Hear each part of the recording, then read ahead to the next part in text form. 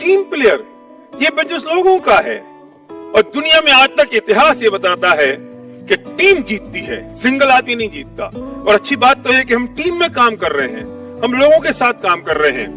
आप में कुछ क्वालिटी है, किसी और में वो डिसक्वालिटी है, किसी और की जो डिसक्वालिटी है वो आपकी क्वालिटी है। और जब सब लोग मिल जाते हैं तो डिसक्वालिटीज खत्म हो जाती है, क्वालिटी सिर्फ रह जाती है, बशर्ते आप एक टीम में काम कर रहे हो। पर कंडीशन ये है, टीम में काम करने का मतलब होता है सेक्रीफाइस करना पड़ेगा। आपको निस्वार्थ बन के काम करना पड़ेगा। स्वार्थी बन के आप टीम में कभी भी काम नहीं कर सकते। आपको लोगों के लिए सोचना पड़ेगा, लोगों के बारे में सोचना पड़ेगा। क्रिकेट में जब बैट्समैन बॉल उछालता है, दो लोग भागते उस कैच को लेने के लिए, पर दोनों अगर इस सोच से भाग रहे हैं कि बॉल मैं ले लूं तो मेरी काउंटिंग बढ़ जाएगी, तो बॉल दोनों के बीच में से नीचे टपक जाएगी। अगर दोनों ये सोच रहे हैं कि इंडिया को जिताना है, कैच होना चाहिए, इससे फर्क नहीं पड़ता कि उसने लिया या मैंने लिया, तो इंडिया जीत जाती है। टीचेबिलिटी, आपको सीखने के लिए तैयार होना पड़ेगा। और मैं अगर एक लाइन में बात कहूं ना, तो मैं कह सकता हूं, सीखने की संस्कृति डेवलप करो। हम मीटिंग में जाते हैं, ऐसे खाली हाथ होकर चल देते हैं। आप सीखने आए हो, आपको सीखने का एटीट्यूड डेवलप करना पड़ेगा। कोई भी मीटिंग ऐसी नहीं होनी चाहिए जिसमें आप डायरी पेन के बिना जाएं। आपको नोट्स बनाने हैं, आपको लिखना है, वो डुप्लीकेबल भी है। आपकी डाउनलाइन भी आई है, वो भी ऐसी खाली हाथ होकर आ जाएगी। फिर आप कहते हो मुझे 10 साल हो गए, मैंने सब सीख लिया। आपकी डाउनलाइन को 10 साल नहीं हुए, उसने नहीं सीखा। उसे नहीं पता कि आपको सब आता है, वो सिर्फ ये देख रही है कि आप जैसे आ रहे हो वैसे वो आ रही है। वास्तव में आपको आपके नोट्स तब काम नहीं आते जब आप सीख रहे हो। आपको आपके नोट्स तब काम आते हैं जब आप लोगों को सिखा रहे हो।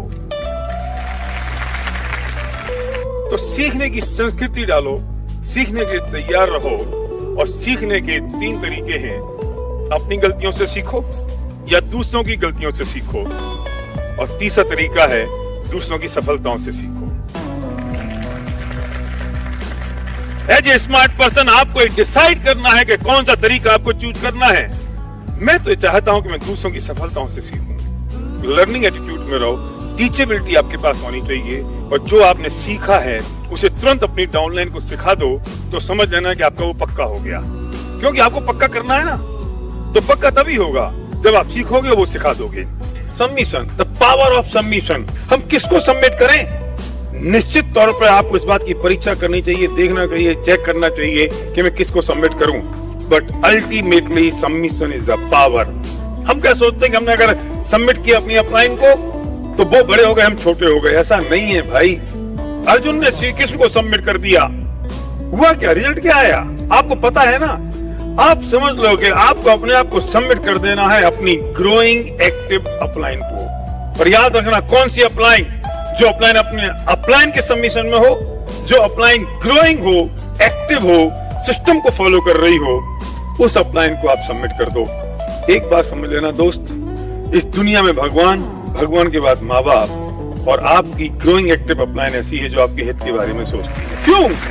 क्योंकि कोई और आपके हित के बारे में नहीं सोच सकता। आपके अपलाइन को आपके बिजनेस में फाइनेंशियल इंटरेस्ट भी है, वो आपकी सक्सेस के बारे में सोचते हैं, वो आपकी ग्रोथ के बारे में सोचते हैं। बस अपने आप को सबमिट कर दो। और जब अपलाइन को भी ये लगता है कि आप सबमिशन में हैं, तो वो भी अपनी एक जिम्मेदारी महसूस करते हैं आपकी सक्सेस के लिए। और जब आप अपनी अपलाइन के सबमिशन में होते हैं, तो आपकी डाउनलाइन इसे देखती है, इसे डुप्लीकेट करती है, और वो आपके सबमिशन में आ जाती है। आपको महसूस भी कराना होगा अपनी डाउनलाइन को कि आप अपनी अपलाइन के सबमिशन में हैं, तब उन्हें वो मैसेज जाएगा, सही मैसेज, और एक परंपरा चलती रहेगी जिससे सक्सेस हर एक आदमी के पास होगी और हर एक आदमी सक्सेसफुल होगा।